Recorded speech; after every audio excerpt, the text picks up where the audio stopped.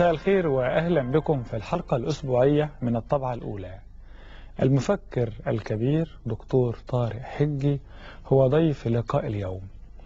البعض أول ما يسمع اسم دكتور طارق حجي يتبادر إلى ذهنه المرحلة النفطية أو مرحلة الطاقة في حياة دكتور طارق حجي، لكن البعض الآخر من اللي قرأ كتاباته ومشاريعه الفكرية ومحاولته للوقوف على ما الذي يجري في العقل المصري، ما الذي يجري في العقل العربي، ما الذي يجري في العقل العالمي، هيأتي إلى ذهنه إن احنا هنتناقش في محاور أو محاورات فكرية وفلسفية.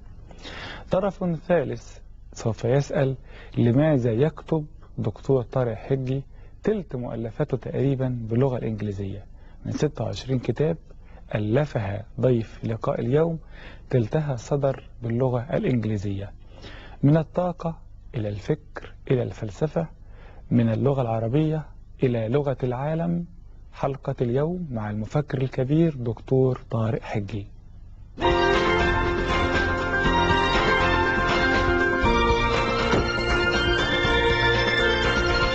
المفكر الكبير دكتور طارق حجي ضيف الحلقة الأسبوعية من الطبعة الأولى. أهلا وسهلا يا فندم، مشرفتنا. أهلا بيك، أنا اللي اتشرفت.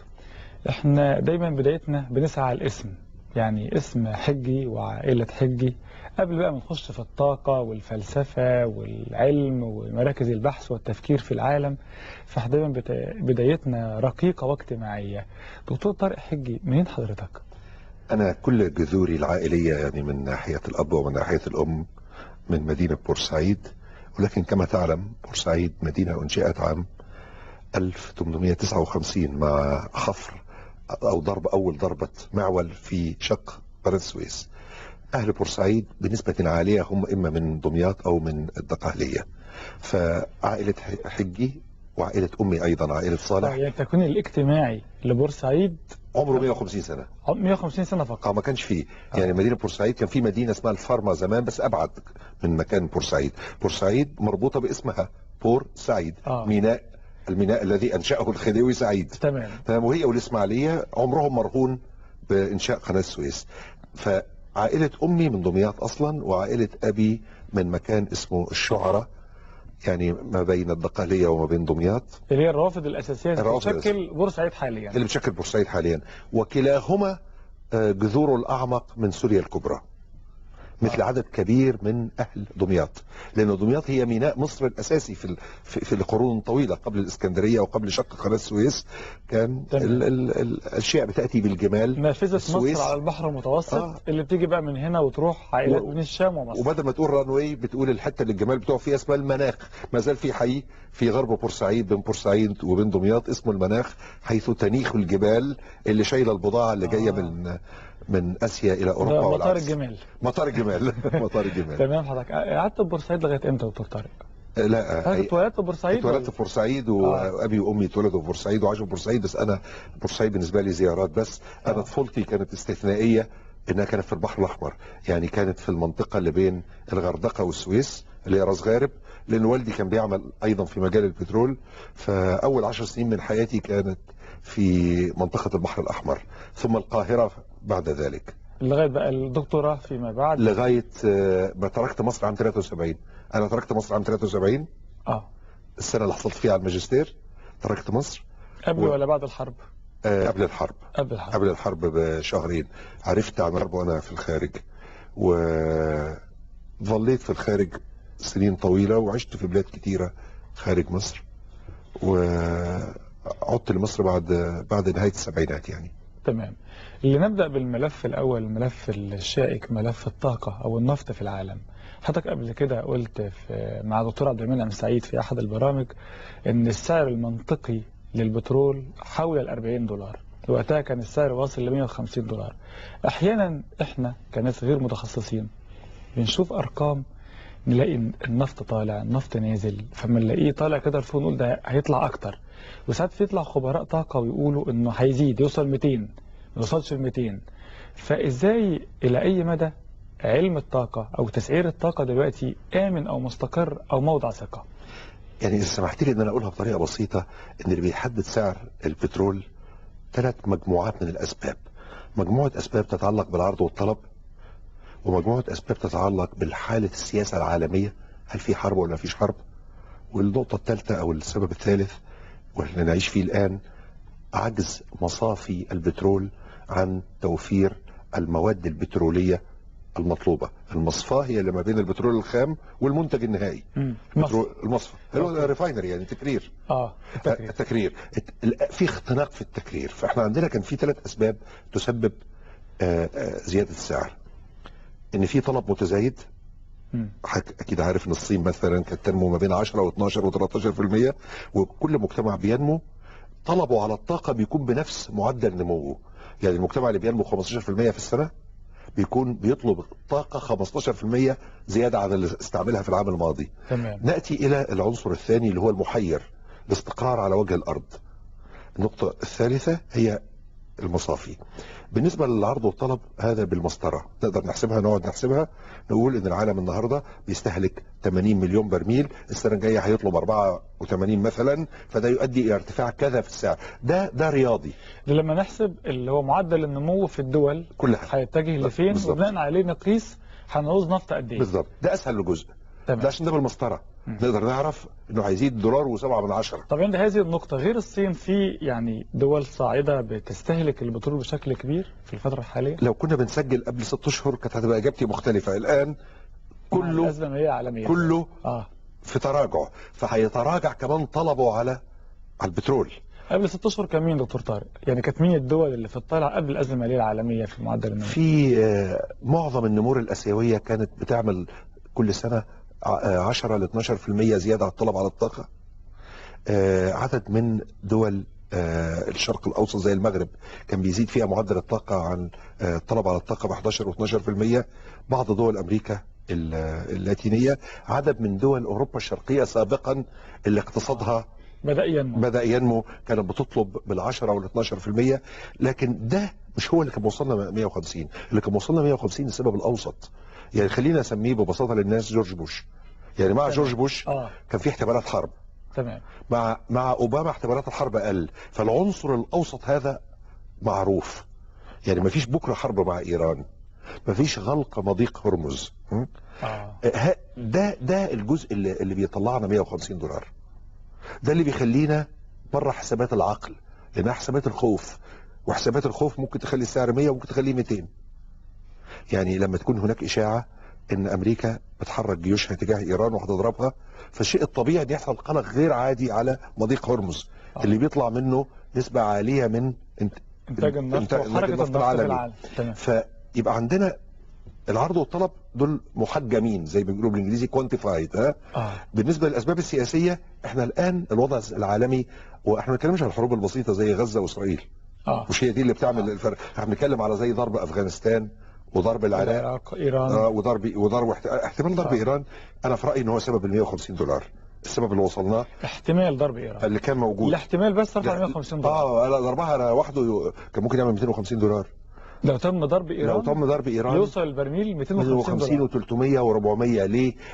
لان اكتر سلعه يخشى عليها. يعني احنا لازم نقول للناس ببساطه ان 70% من البترول المتبقي في العالم في 5 دول جنب بعض، يعني ملتصقه ببعض، بس بعكس عقرب الساعه نقول ايران، عراق، كويت، سعوديه، امارات. ده 71% من البترول المتبقي.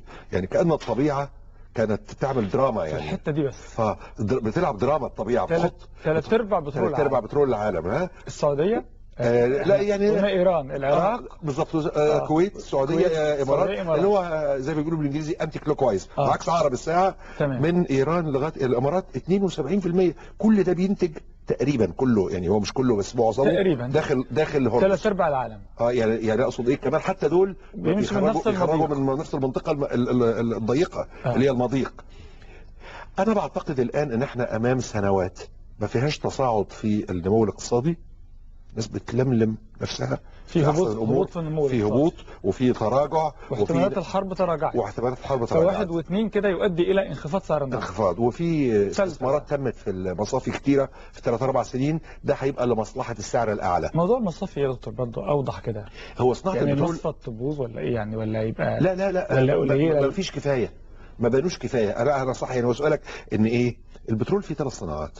في صناعه بيسموها الاب ستريم اللي هو البحث عن البترول، التنقيب نشوف هو فين. بالظبط. اوكي. والداون ستريم اللي هو نسوقه، وبينهم نطلعه التكرير، نطلعه من قرار. يعني نطلعه من الارض، ده اللي هو التنقيب. نطلعه ندخله المصفاة حتى يصبح وقود طائرات وجازولين وكيروسين ونفطة وكده. ده اسمه تكرير البترول. ده تكرير البترول اللي هو تحويله من الحالة اللي جاية من الأرض إلى منتج براميل بقى ويروح. والآخر خالص اللي هو عملية تسويق. المرحلة اللي في النص دي اللي هي المصفاة، هي الصناعة الأساسية. هي في لا، هو لازم تلاقيه في الأول، دي الصناعة الرئيسية، انك تلاقيه وبعدين تحوله إلى منتج ثم تبيعه. تمام. التنقيب كان بيعمل عائد استثماري فوق 20%، والتوزيع كان بيعمل زي 15%. ارباح يعني؟ ارباح. والمصافي كانت بتعمل زي 3-4%، فالعالم انصرف عنها. عايز العالم الرأسمالي عاوز ينقب، بس عاوز يكسب، فبينقب ويبيع فياخد 20% 15%. الناس اللي كانت بتعمل المصافي او التكرير انصرفت عنه، لانه ما بيعملش عائد استثماري. بيعمل عائد استثماري ريتيرن اون انفستمنت كان بيعمل من 2 ل 5%. فالعالم الان راجع يعرف ان هو لازم يستثمر في ده، حتى لو كان ما هو انت يعني من متابعتي لبرامج رؤيتك السياسيه والاقتصاديه، يعني انا اثق انها صافيه تجعلك ترى العلاقه هنا بين انطلاقنا تجاه النظام الراسمالي والان شبه عودتنا للتدخل الحكومي، اهو موجود في ده كمان. في ناس هتقول دلوقتي لا، هنعمل ريفاينري حتى لو ما بيكسبش. تمام. وده قرار، ده مش قرار اقتصاد حر، ده بتاع حتى لو ما بيكسبش. مش راس مال، مش منطق مش منطق، بس احنا سنرى من ذلك الكثير. وبدينا نشوف في امريكا ان بتدخل الدوله وتعمل، والنواب الجمهوريين بتوع بوش كانوا معترضين على خطته. ليه؟ لانها من الناحيه النظريه ضد الراسماليه. لعب دور كبير للدوله. هم طول عمرهم نشأوا على ان الدوله دي تحط البوليسي وترجع ورا وتترك لديناميكيات الاقتصاد الحر ان هي تتحرك. فانا اعتقد، عشان نلخص هذا الموضوع، ان سعر البترول العالي اللي هو $150 لن يرى مرة اخرى على المدى القريب. واذا كان ملك السعودية يقول ان $70 ده سعر فير، ده كلام جميل لكنه مش هيحصل. انا لا اعتقد انه هيحصل. انا اعتقد ان هم هيعيشوا ما بين $35 و$55 لمدة 3 سنين على الاقل. يعني متوسط 40 في النص. متوسط 40. وده سعر عادل في رأي حضرتك؟ منطقي. منطقي عادل. اصل عادل نسبيا. عادل نسبيا. هو بالنسبه للسعوديه اللي عاوزه تبني برامج ميزانيتها على 70، فبالنسبه له لا، مش عادل. تمام. اذا احنا قلنا 3 حاجات اساسيه في تحديد سعر النفط زي دكتور طارق حجي ما قال. الاولاني اللي هو الطلب، وده النمو لما يحصل فالناس تستهلك، تتحضر، تقوى، تنجح، فتاخد بترول. وده دلوقتي هابط عشان خاطر الازمه الماليه العالميه. والثالثه اللي هي سهله، المصافي. وقلنا ان كان في مشاكل في موضوع المصافي، والدوله دلوقتي بدات تخش في الموضوع. ليه بقى؟ لان ما كانتش بتجيب فلوس كويسه. 20% لو انت نقبت، 15% لو انت بعت. تشتغل بقى بجد في المصافي والكلام ده ما يجيبش ثمنه. فده كان عنصر اخر. والعنصر الوسيط اللي احنا قلناه في الموضوع اللي هو الحروب. زمن بوش دخل حربين، الافغانستان والعراق، وكنا على وشك حرب ثالثه في ايران. دكتور طارق حجي بيقول ان بس على وشك دي رفعتها 150. لو حصل، عشان 3/4 بترول العالم في المنحنى الصغير اللي هناك ده عكس عقارب الساعه، كان ممكن يوصلوا بقى لغايه $400. والدنيا كلها تبقى دخلت في ازمه خانقه. طب لو حصل التصور الخيالي ده، لو السعر وصل $400، نفترض ان في حرب حصلت و400، الناس تعيش ازاي يا دكتور طارق؟ من غير بترول الناس ممكن تعيش ازاي؟ لا، احنا البشريه في نهايه الفحم اكتشفت البترول، وما حصلش هو ما بين الفحم وهو بين البترول. لكن يبدو ان احنا مهددين بهو بين البترول وبدائل اخرى، لاننا لم نرى استثمارات جديه في المجالات الاخرى. يعني المجالات الاخرى اللي هي الرياح والشمس والرمال التي تحمل القطران، يعني الاويل شيلز، معظم هذه البدائل لم تؤخذ مأخذ الجد. ليه؟ لأن البترول كتير وموجود ورخيص. وفي تصرف عمله بوش في السنتين اللي فاتوا، أنا هندهش إن الإعلام المصري لم يشر إليه، إنه أصدر قانون بمنع الاستثمار والبحث العلمي في تنمية بعض البدائل، ومنها الرمال الحاملة للقطران، يعني ده مصدر من مصادر الطاقة الكبيرة جدا، الاويل شيلز. ودي رملة يا دكتور يعني عادية كده في الطبيعة؟ على وش الارض كمان. على وش الأرض، ما بتحفر لهاش. على وش الارض، وموجودة جزء كبير قوي في امريكا وكندا.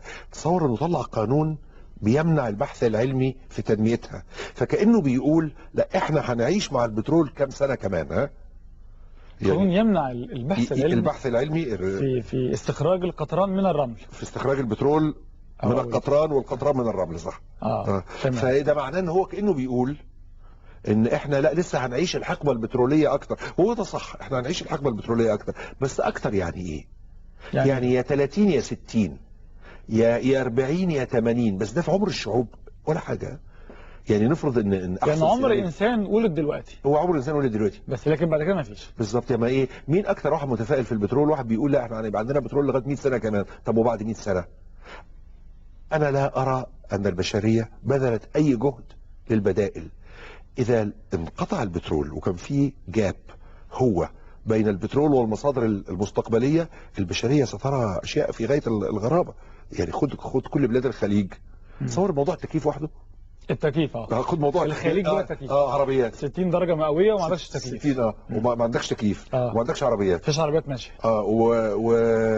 فانت راكب جمل وفي عز الحر والبيت اللي بيتعمل بالاسمنت ده ما يتسكنش. في وقود في مصنع الاسمنت. والمركب اللي جايبه الاسمنت شغاله بالديزل. مش هيتبني اصلا. مش هيتبني اصلا. يعني هي الفكره، واذا اتبنى مش هيتسكن. لانه هيبقى جحيم. ولا حركه ولا مواصلات ولا تجاره. واوروبا البرد، يعني هل ينفع واحد يبقى ساكن في موسكو وما بيدفيش؟ وهو في النهايه الاندر جراوند والقطر اللي شغال في العالم ده كله هو شغال بايه؟ ما هو يا بكهرباء يا بديزل. والكهرباء مصدرها ايه؟ مصدرها يا ديزل يا وقود سائل يعني بترولي، يا احيانا طاقه نوويه. طب ومين اللي هيعمل طاقه نوويه؟ القادرين بس. طب والغير قادرين، يعني في بنين وغانا وداهومي وكده، البلد هتشتغل كلها بالطاقه النوويه؟ لا توجد اي مؤشرات. فقطارات، متروهات، بيوت حاره او بيوت بارده، يعني في الشمال اسكندنافيا على كندا على روسيا زيها زي الخليج وزي دول افريقيا. خلي اي واحد يقول لنفسه انا عملت ايه النهارده من الصبح. يقول مثلا نشغل الميكروويف وخد كوبايه لبن من الثلاجه دي بالكهرباء يعني بالبترول. في الميكروويف. في الميكروويف مفيش. وركب عربيته او ركب اتوبيس او ركب المترو، تمام. ودخل المكتب ولع النور، ما هو ده ديزل. وقعد على الكمبيوتر من غير كهرباء ما بيشتغلش. فالبشريه تعود لما قبل العصر الفحم. يعني من اول ما يقوم من النوم لغايه ما ينام حياته بوقود بترولي. طبعا. وكمان اكتر من كده بقى نقول ايه، كان زمان بينام على مرتبه قطن، دلوقتي بينام على مرتبه سفنج. والسفنج ما هو بالغاز، تمام، بالبي في سي. يعني وكان زمان بيعمل ستاير كلها قطن، دلوقتي بيعمل ستاير فيها مواد صناعيه.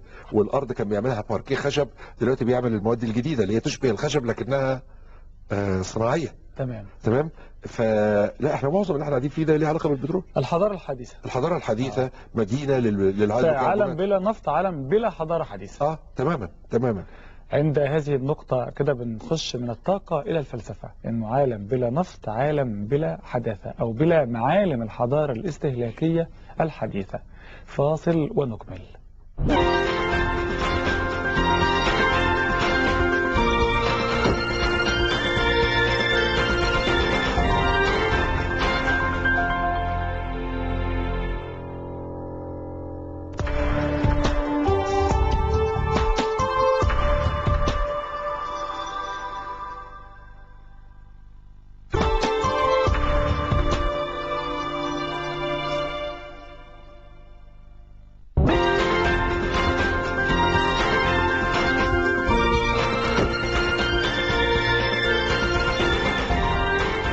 المفكر الكبير دكتور طارق حجي في صحبة الحلقة الأسبوعية من الطبعة الأولى. دكتور طارق، قبل الفاصل اتكلمنا على أن الطاقة هي الحياة أو الحياة المعاصرة أو الحضارة المعاصرة. كل ما حولنا بترول في نهاية المطاف أو جزء كبير منه بترول. في عالم بلا نفط، عالم بلا حضارة بمعالمها الحديثة. تماما. هل لك يعني إضافة فيما سبق برضو، يعني توضيح أكتر؟ لا، أنا أعتقد أن البشرية لم تفق بعد على أهمية البحث عن بديل للبترول. احنا بالفعل كما قلت الحضارة والتقدم هي منتجات الآن لا يمكن فصلها عن البترول. حضرتك بتقول حتى الاستوديو كده جنبنا يعني. والبلاستيك اللي جواه الكمبيوتر. الكمبيوتر ما هو موجود جوه فريم، الفريم ده من الغاز.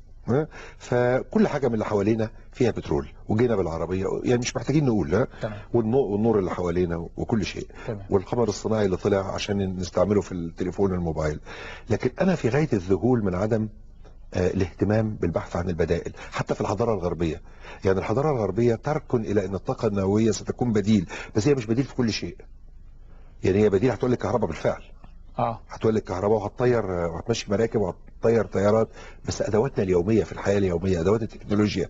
فانا اعتقد ان الغرب واحنا ما عندناش اي بحث علمي في مصر عن بدائل الطاقه، رغم ان عمر الطاقه اللي عندنا احنا في مصر قصير جدا. يعني الطاقه في مصر عمرها 15 سنه، البترول في احسن احواله والغاز والغاز 30 مثلا. ده بقى نص العمر اللي حضرتك ذكرته في الجزء السابق. يعني البترول عمره مراهق والتاني جيل اللي هو جيل واحد، جيل في حياة الإنسان. تمام. ولكن العالم كله أصلا البترول إنسان. يعني نقصد في مصر قرن في أحسن الأحوال قرن. الغاز في مصر شاب 30 سنة 30-40 سنة في أحسن أحواله. والبترول مراهق ثالثة إعدادي أولى ثانوي بالظبط كده. طب ماذا بعد النفط في مصر؟ نعمل إيه؟ هنشتري. فهيبقى جزء كبير قوي من الميزانية، وهنبتدي نقول للناس ده احنا بنشتري لكم المازوت اللي بتعملوا بيه العيش، فبدل ما هنبيع لكم العيش بكذا هنبيعه بكذا، مع العواقب الاجتماعية والاقتصادية والسياسية. طب ليه نبيع واحنا بنشتري او محتمل نشتري؟ لماذا صدرت مصر البترول في كل السنوات الماضية؟ يعني دايما نقرا في صادرات مصر من البترول لاحتياجها الشديد للعملة الصعبة. يعني مصر يعني اي مجتمع في العالم يستعمل المواد الخام محليا افضل مما يصدرها، مفيش شك في ذلك.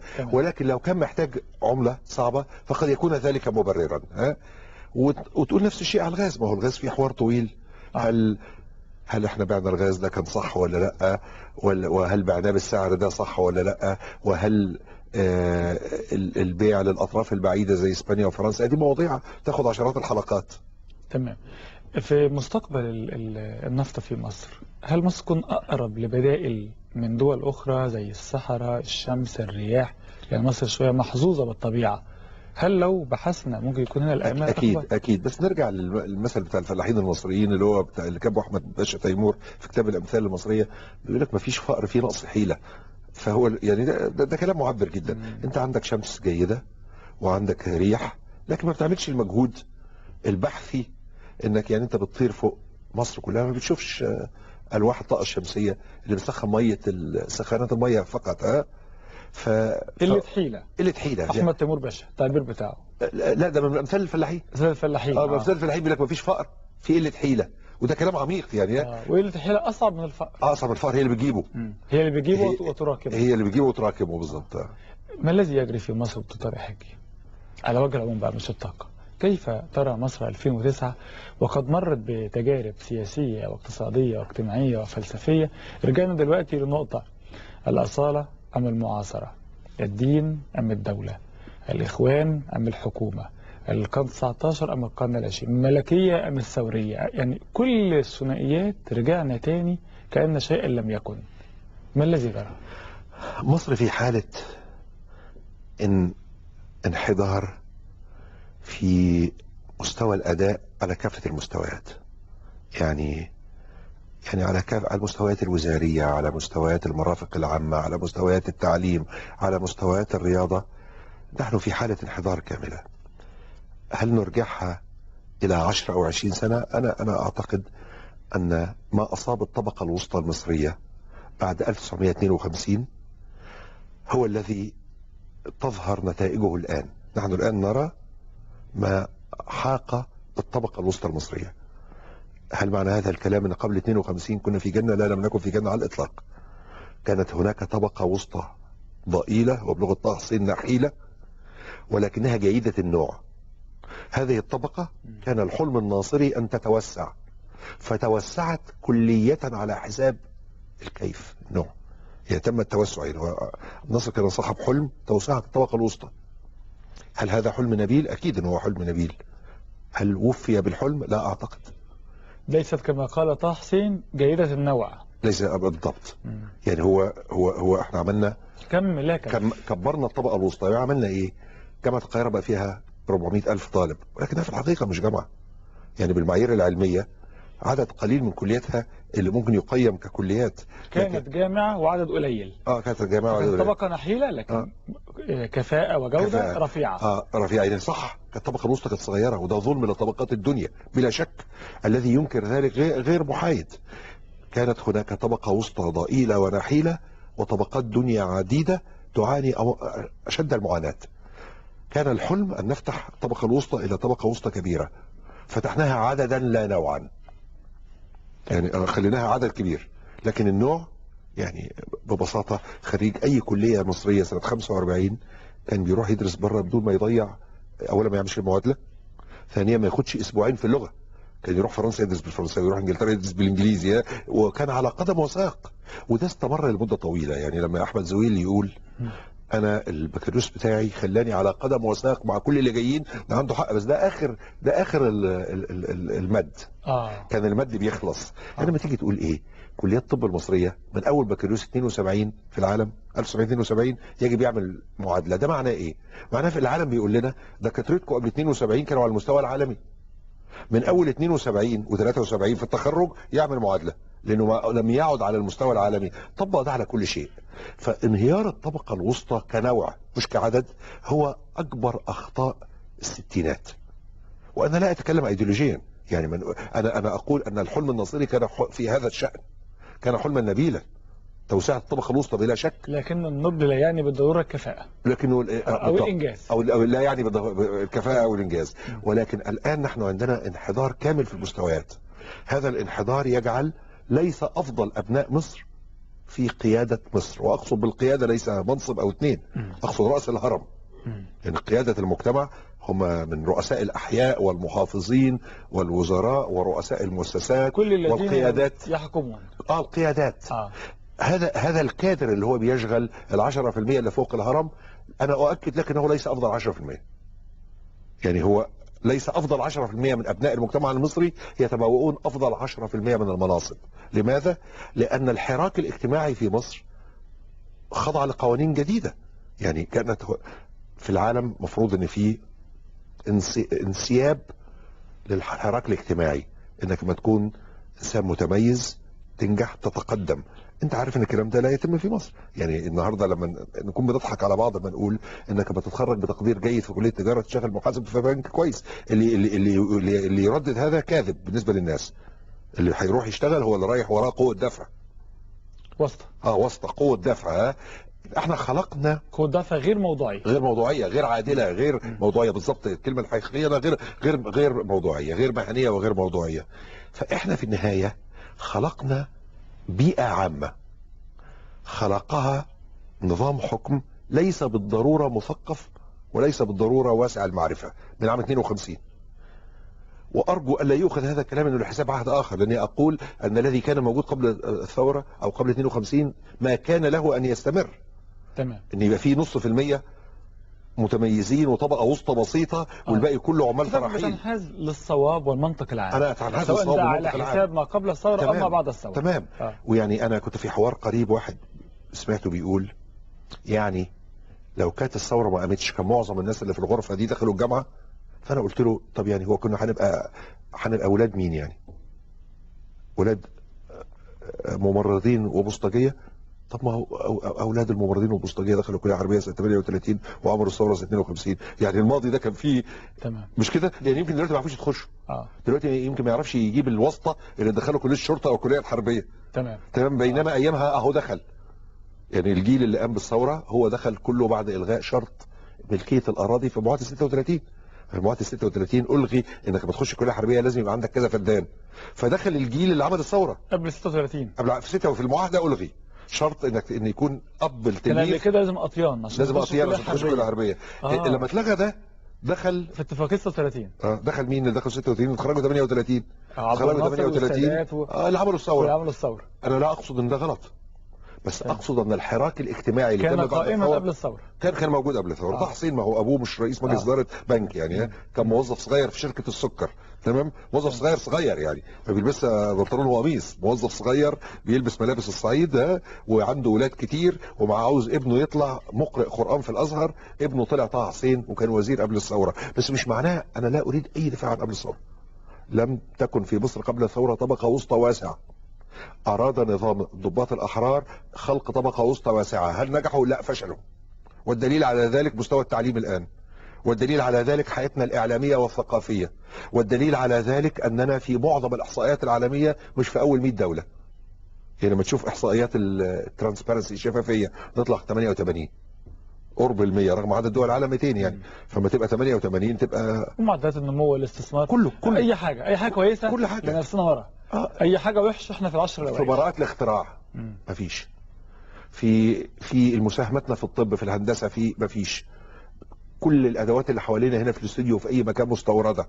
هذا نتيجه طبيعيه لان هذا المجتمع أدير ليس بالضروره عن طريق اكفأ ابنائه خلال ال60 سنه الماضيه. ال 10% اللي هو تحالف، يعني خلينا اسميها وقف حضرتك تحالف عديم الموهبه الذي قاد البلاد لسنوات طويله منذ 52 اللي هو النموذج، حتى لو عندهم الاخلاص. لا النموذج اللي راح في الاتحاد القومي وفي الاتحاد الاشتراكي وفي حزب مصر وبعدين في الحزب الوطني، ده نموذج، ده مجتمعنا. النظام السياسي في 52 افرز هذا النموذج الذي يريد ان يجد لنفسه مكانه مع السلطه. يعني هو في الحقيقه يعني مش المفروض يقول انا كنت عضو في الاتحاد الاشتراكي، انا كنت مع الحكومه. تمام. يعني هو كان مع الحكومه، مش الحزب الجمهوري او الديمقراطي. لا هو مع الحكومه. لا هو مع الحكومه. سند حكومي. هو اتحاد قومي او اشتراكي لغايه الحزب الوطني. هو مع الحكومه. مصفقون ومؤيدون. وبعدين شوف مثلا الثوره لما تيجي سنه في الخمسينات وتضع، مع احترامي لانسان رحل الله يرحمه كمال الدين حسين وزير التعليم، هل ينفع يبقى كمال الدين حسين جالس على الكرسي اللي جلس عليه لطفي السيد وطه حسين من قبل محمد حسين هيكل باشا؟ يعني هل الكلام ده معقول ولا اهانه للثقافه وللتعليم؟ يعني ازاي يعني؟ كان محدود الثقافه والمعرفه، كلهم كانوا واخدين الثقافه والتعليم. ما ينفعش ان يبقى، ما ينفعش كمال الدين حسين مكان طه حسين، ما ينفعش ان يبقى مش محدود الثقافه. ما ينفعش. يعني احنا شفناهم بيتكلموا وعارفين ان هم كانوا محدود، يعني شفناهم كلهم هم بيتكلموا كانوا محدود الثقافه. ولما الاستاذ هيكل يروح ويقول انا طلعت الكتب بتاعه مدرسه اركان حرب وشفت الكتب اللي قراها جمال عبد الناصر، نقول له يا سيدي يعني اختبار اللغه هي مهمه المثقف. سمعنا هؤلاء يتكلموا ونقدر نعرف عدد الكتب اللي قروها، كلهم قراء بسطاء جدا، وكان اكثرهم قراءه جمال عبد الناصر، بس ايضا في ظل قراءه بسيطه، يعني قراءة بسيطة وباللغة العربية وفي أضيق حدود المعرفة، ومعظمهم لم يقرأ. يعني بالمعايير المتواضعة قراء، لكن بالمعايير الحقيقية لا. سلطة محدودة الثقافة. طبعا شفنا الأحاديث اللي عملها الشافعي في التلفزيون، وشفنا ان كانوا ناس بسطاء، يعني ناس بسطاء لكي يتولوا امر امه مثل الامه المصريه، وكي يتولوا وزاره التربيه والتعليم التي رأسها طه حسين واحمد لطفي السيد، وكان قادتها على مستوى هيكل باشا محمد حسين هيكل مش حسين هيكل.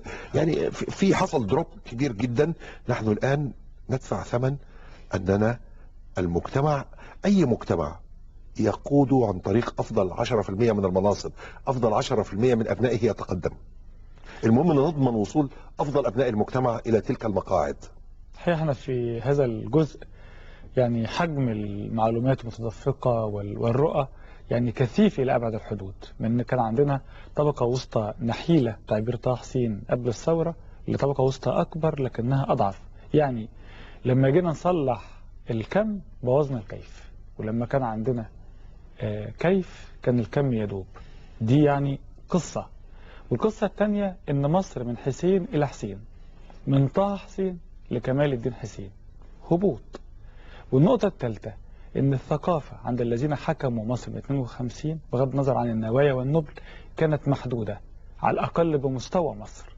ان 10% الذين لا يزالون يحكمون هم أقل 10% في المجتمع المصري ثقافة واحترافا. وعند ذلك الحد فاصل ونكمل.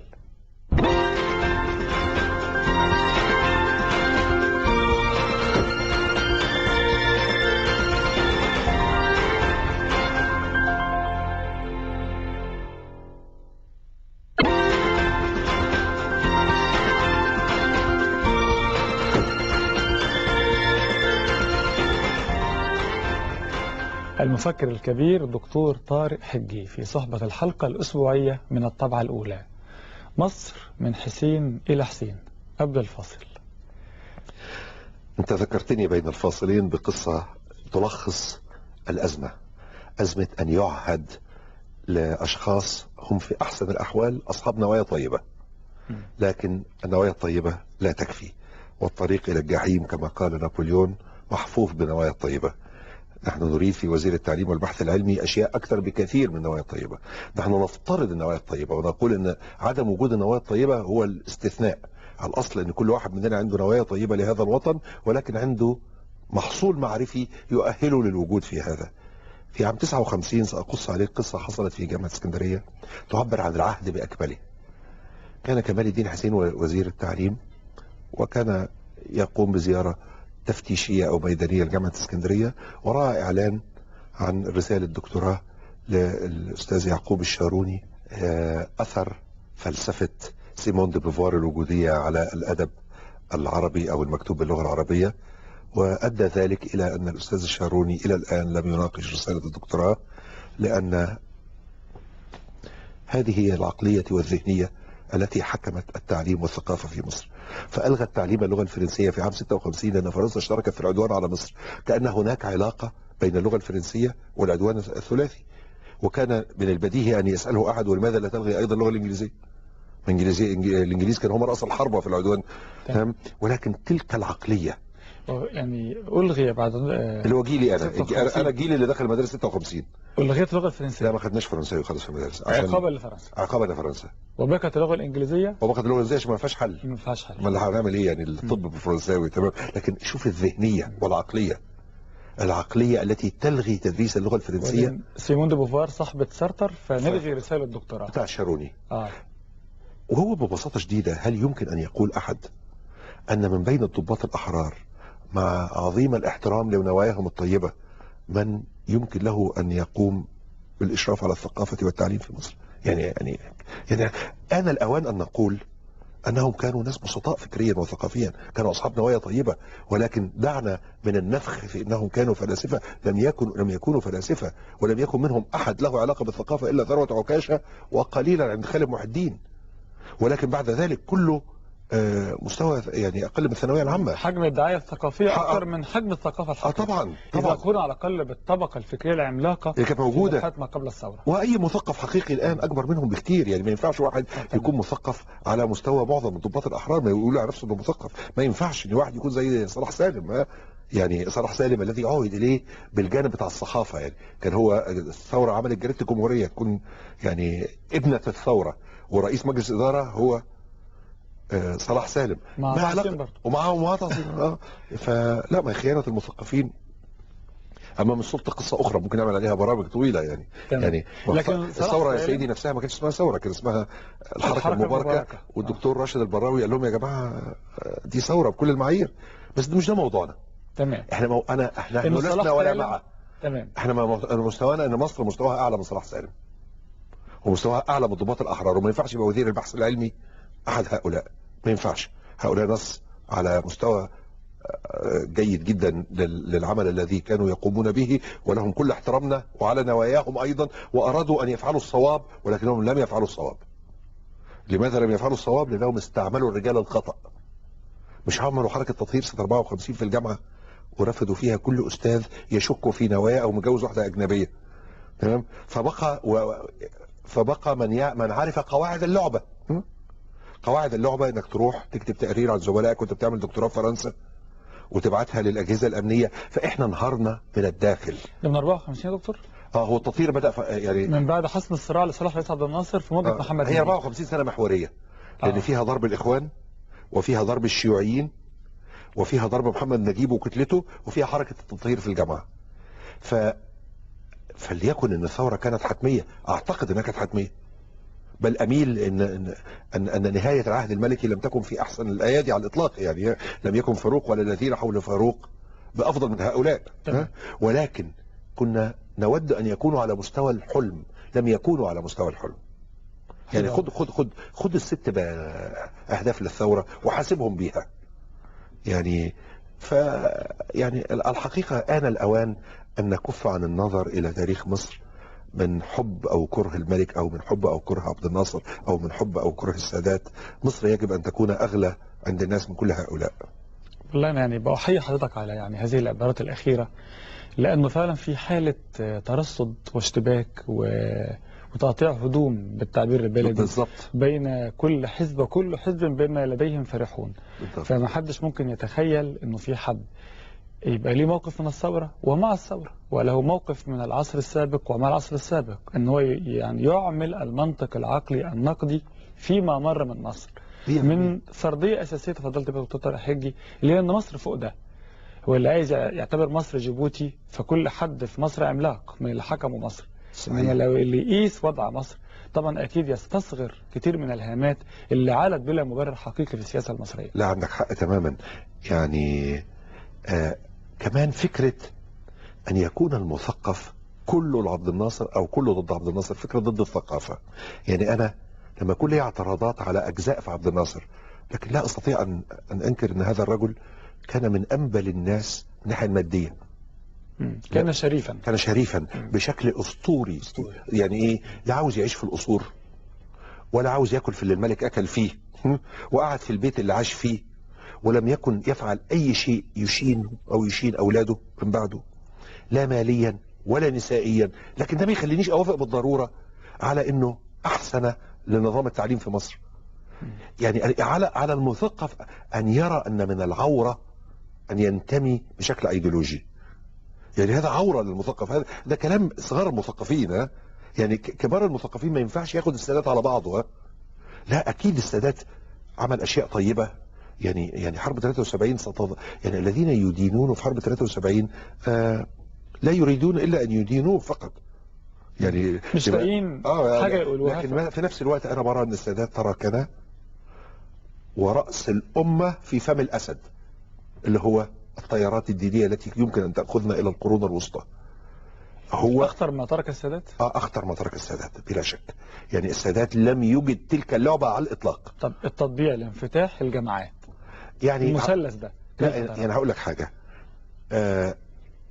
رؤيته لأن الصراع العربي الإسرائيلي لن يحل بالسلاح يشاركه فيه كثير من أصحاب العقول. يعني هو ليس وحده في هذا. ومن الصعب ان احنا نهبط بهذا الموضوع الى حوار كأنه واحد امين واخر خائن.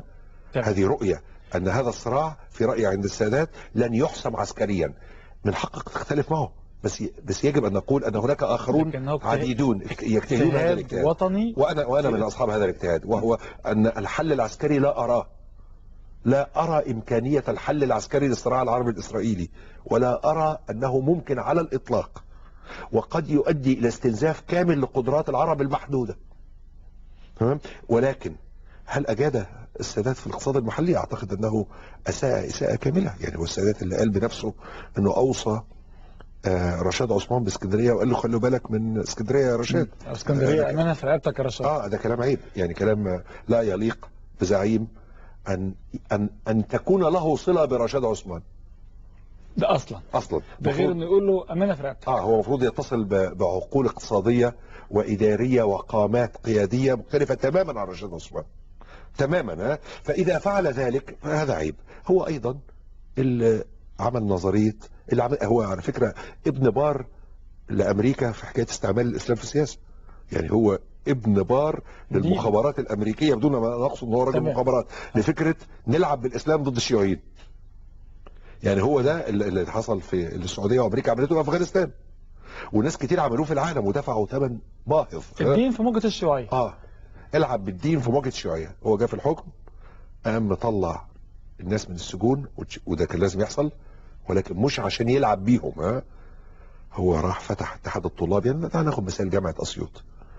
هل من المعقول ان في قائد حكيم يضع على رأس محافظة أسيوط محافظ له ميول إخوانية بهدف خلخلة البنية الديموغرافية لأسيوط عن طريق إنشاء عدد غير محدود من المعاهد الأزهرية، ودول الطلبة اللي هياخدوا بعد سنتين السلاسل ويروحوا يضربوا الولاد والبنات وهم بيمثلوا في جامعة الأزهر؟ ده كلام يعني إذا كانت تلك استراتيجية فقد دفع ثمنها. يعني هو دفع ثمن ده من حياته. يعني هو لما نقول ان هو اخطا، ده مش اخطا بس، ده اخطا وهو اللي دفع الثمن، بس كمان احنا بندفع الثمن لان هو ظن ان التوازن مع اليساريين لن يتاتى الا عن طريق الاسلام السياسي، فلعب زي ما كل واحد بالظبط بيقول انا هطلع الاسد من اوضه النوم اللي مقفول فيها دي او من الزنزانه عشان اخوف الجيران. اوكي انت طلعت الاسد تمام، لكن قتل الاخرين وقتلك. بالضبط كده. ده مش معناه ان انا رايي ان اللي عمله عبد الناصر في الاخوان صح، ده قضيه اخرى. انا رايي ان ثوره 52 كانت وثيقه الصله بالاخوان المسلمين من قبل ان تقوم ومن بعد ان قامت، وكانت قامات الاخوان الكبيره قريبه جدا من دوائر صنع القرار من 52 54 حتى حدث الصدام، وكان سيد قطب قريب الصله من مقر قياده الثورة اللي هي على النيل جنب شيراتون، في مقر كان فيه محمد نجيب وعبد الناصر بيحكموا منه مجلس قيادة الثورة اللي جنب كوبري قصر النيل بالظبط كده. كان سيد قطب زي ما قال لنا الاستاذ حلمي نمنم واخرون في كتاباتهم كان له مكتب هناك، كان يكتب في الفيلا دي، كان ليه مكتب في المقر ده، كان ليه مكتب في المقر ده، وكان الاخوان ما هو البقوري كان من الاخوان. تمام. ما هو السيد قطب كان ليه مكتب هناك، هو العهده على كتاب حلمي نمنم انه كان مقرب. وسيد قطب برضه شخصيه خلافيه جدا، بمعنى ان احنا ما نعرفش كتير عن فتره وجوده في امريكا وبعد ما رجع، والازمه النفسيه اللي خلته يعني ياخد من الطريق ده للطريق ده. كان قبل كده ناقد وشاعر ومكتشف نجيب محفوظ. تمام. مره واحده قرر ان العالم الخارجي ده كله كفر، والداخلي والداخلي وان احنا لازم نعمل اللي اتعمل في بداية الإسلام، إن احنا نهاجر يعني. وما علينا، يعني الصلة بين يعني سيد قطب هو أكبر مفكر داخل الإسلام السياسي، يعني سواء وافقت أو اعترضت، هو حجر الأساس عند الإخوان المسلمين وعند الإسلام السياسي كله نظرية الحاكمية. وبدون نظرية الحاكمية يمكن وجود الأحزاب السياسية متعايشة مع الآخرين، هي ده الحجرة اللي واقفة. لكنه تراه دكتور حجي أن سيد قطب هو الفيلسوف الأول للحركة الإسلامية، حجم الإنتاج الفكري والمعرفي والأثر. ما تقدرش تقول إن سيد قطب تافه، لا سيد قطب مش تافه، سيد قطب صاحب فكرة عميق جدا، وأنا أختلف معه تماما، ولكني لا أستطيع أن أسفهه لأنه له نظرية تخلق عالمين بدل عالم واحد. ما هو في النهاية بينتهي إنك عندك 2 دنيا مش دنيا واحدة، دنيا المسلمين ودنيا غير المسلمين دار الإسلام ودار الحق وبينهم حائط سميك واللي داخل دنيا المسلمين ده ملوش دعوه باللي هناك. يعني في النظم السياسيه والاقتصاديه والاجتماعيه والبنكيه والمصرفيه والتعليم، انت بتخلق عالم اخر منبت الصله بمسيره الانسانيه. يعني كلمه الانسانيه، يعني سيد قطب لو هو موجود الان واتناقش معه في فكره الانسانيه هيبقى عندنا تعريفين مختلفين تماما، لان فكره الانسانيه صعب توحد، هو اشياء هو ما توحدش عنده يعني هي افق المفاهيم مختلفة. حضرتك هتتكلم في مفهوم تعريف إجرائي للمفهوم يختلف تماما عن تعريفه الإجرائي لنفس المفهوم. هو بالنسبة له الإنسانية يعني جوه المعسكر ده مش جوه المعسكرين لكن أنا لا أريد أن أسفهه عشان يعني يبقى ده نوع من التطاول الذي أنا لا أقوم به في حق واحد جاد. يعني هو رجل جاد وكتاباته الأدبية كانت جادة، وكتاباته الإسلامية الخطرة جدا، خطرة لأنها سياسية مش فكرية. يعني هو زي ماركس في أشياء، ان هو لاعب فكري بسياسه. ما هو السياسي جوه ماركس ليس اقل قيمه من المفكر. يعني ماركس كان يقود كل مراكبه الفكريه تجاه هدف سياسي هو محدده من الاول. يعني كارل ماركس في الحركه الماركسيه قد سيد قطب في الحركه الاسلاميه المعاصره. يعني ما يقلش عن سيد قطب، ما يقلش اثره عن اتكلم مع اي واحد اسلامست بالمعنى الغربي اللي هو يعني يرى تطبيق نظام الخلافه ونظام سياسي إسلامي ونظام مصرفي إسلامي، ستجد في النهاية محوره في اللب الحوار هو نظرية الحاكمية، إن البشر ما يشرعوش للبشر. أمال مين اللي يشرع؟ الإله. طب مين اللي هيقول لنا؟ رجال الدين بقى أو العلماء. يعني ننتهي كهنوت، يعني المعادلة بتاعتهم لا تنتهي بالبداية بتاعتها. هي تبدو في البداية أن الله هو المشرع، ولكن في الحقيقة لا، احنا نعرف أن قدر العمل البشري داخل الفقه الإسلامي بلا حدود. الفقه الإسلامي أصلا عمل بشري. يعني حتى صاحبه الأولاني اللي هو أبو حنيفة النعمان قال عليه كده، قال علمنا هذا رأي، فمن جاءنا بأفضل منه قبلناه. رأي يعني عملناه. اجتهدنا وشغلنا مخنا وصلنا له. الفقه الإسلامي عمل بشري، الشريعة مش عمل بشري، الفقه الإسلامي عمل بشري. هذا العمل البشري، الشريعة أمر إلهي والفقه عمل بشري. عمل بشري. فهو سيد قطب طبعا بالغ الأهمية وبالغ الخطورة بقدر الأهمية. يعني أنا لازم أحط كلمتين جنب بعض، الأهمية والخطورة، لأنه وأنه الفيلسوف الأكبر للحركة الإسلامية المعاصرة، ويعادل كارل ماركس بأثر برضه في نظرية أعتقد أخرى، كده، النظرية الماركسية. أعتقد كده. وإن مفهوم الحاكمية اللي بنجيله في الآخر هو مفهوم أو نظرية سيد قطب. هو اللي فصل بيننا وبينهم والدولة المدنية. يعني احنا عشان نعمل دولة مدنية وناخد معانا الإخوان المسلمين، وأتمنى أن ده يكون قابل للنفاذ، لكني أشك أن الآن قابل للنفاذ. أعتقد أن الإخوان في انتظار، يعني يسمحوا لي أن أقول هذا الكلام، مارتن لوثر بتاعهم. يعني زي ما المسيحية طلع فيها مارتن لوثر، بس أنا بقول كلام مجازي. فهم محتاجين مارتن لوثر يجعل الجسور بينهم وبين المجتمع، الدولة المدنية والمجتمع المدني قائمين. أنا أشك أن الآن إن احنا ممكن نصل معاهم لفكرة دولة مدنية. الإخوان المسلمين في انتظار مارتن لوثر إسلامي، ومن النفط والطاقة إلى الفكر، إلى وضع مصر بين قرنين أو بين زمنين، ما قبل الثورة وما بعدها، عصر عبد الناصر وعصر السادات، ومن حسين إلى حسين، ثم من كارل ماركس إلى سيد قطب، ثم إلى حالة الانتظار لدى جماعة الإخوان المسلمين لما وصفه الدكتور طارق حجي، أو لمن وصفه بأنه مارتن لوثر تصحيحي إسلامي داخل حركة الإخوان المسلمين. حلقة مثيرة إلى الجزء الثاني الأسبوع المقبل، وشكرا جزيلا دكتور طارق حجي على كل هذه الأفكار وكل هذه الآراء اللي قطعا يعني محتاجة إلى مداولات وردود فعل عديدة، لأنها ثرية الحقيقة للغاية. وشكرا لصحبتكم أعزائي المشاهدين، وإلى اللقاء.